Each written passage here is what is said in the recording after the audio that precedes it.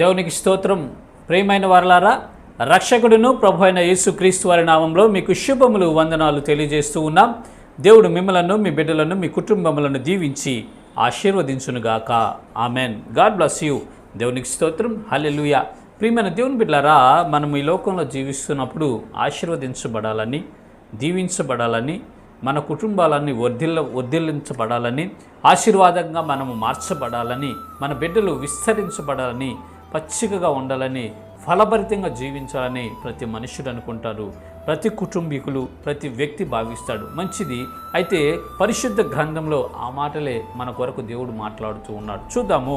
యోబు గ్రంథము 5వ అధ్యాయము 25వ వచనం మనము చూసినట్లయితే ఈ రీతిగా రాయబడి ఉన్నది. మరియు నీ సంతానం విస్తారమగుననియు, నీ కుటుంబీకులు భూమి మీద పచ్చిక వలె విస్తరించుదురనియు నీకు తెలియను. దేవునికి స్తోత్రం. హల్లెలూయా.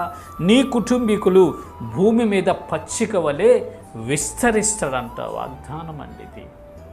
మన కుటుంబీకులు ఈ భూమి మీద పచ్చిక వలె విస్తరించబడే సంగతి ఆ కుటుంబ యజమానుడికి అర్థమవుతుంది. ఎప్పుడంటే ఆ కుటుంబానికి పెద్ద, ఆ కుటుంబం అంతయు దేవునిలో నిలిచి ఉండటం వలన, దైవ సంబంధమైనటువంటి కార్యాల్లో ఇన్వాల్వ్ అయి, దేవుని చిత్త ప్రకారం నడుచుకుంటూ, దేవుని ఆజ్ఞలను, దేవుని కట్టడలను, దేవుని విధులను వారు పాటిస్తూ ఉన్నప్పుడు ఆ కుటుంబము భూమి మీద పచ్చిక ఏ విధంగా విస్తరించబడుతుందో ఆ విధంగా ఆ కుటుంబము స్ప్రెడ్ అయ్యి ఆశీర్వాదకరంగా మార్చబడుతుంది అని పరిశుద్ధ లేఖనాలు సెలవిస్తున్నాయి. ప్రియమైన దేవుని బిడ్డలారా, వాక్యం వింటున్నటువంటి ప్రజలారా, కొద్దిగా ఉన్నారా మీరు? ఇప్పుడు మీ సంతానము కొద్దిగా ఉన్నదా? లేమిళ్ళు అయితే మీరు ఉన్నారా? ఇబ్బందుల కొలింలో మీరు కాల్చబడుతున్నారా? అయితే దేవుడు మీ కుటుంబములను దీవించబోతున్నాడు. దేవుడు మీ కుటుంబములను ఆశీర్వదించబోతున్నాడు.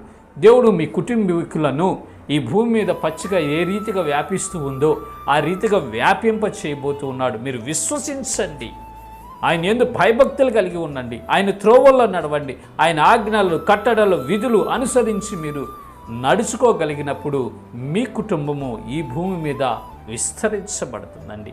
అది మనకు తెలిసిద్ది. ఎప్పుడు యెహోవా నాకు ఆశీర్వాదం ఇస్తున్నాడు, దేవుని వద్ద నుండి మేము ఆశీర్వాదాలు పొందుకోబోతున్నాము, నా కుటుంబాన్ని అభివృద్ధి చేయబోతున్నాడు, నా బిడ్డలు దీవెనకరంగా మార్చబోతున్నారు, మేము ఆశీర్వాదకరంగా ఉండబోతున్నాము అనే ఒక నమ్మిక మనకు కలుగుతుంది. ఎప్పుడంటే మనము దేవునిలో నిలిచి ఉండినప్పుడు, దేవునిలో మనము నిలిచి ఉండినప్పుడు బహుగా ఫలిస్తామండి. మన బిడ్డలు ఆశీర్వాదకరంగా మార్చబడతారు. ఇటు కృప దేవుడు మనందరికీ కలుగు చేయనుగాక.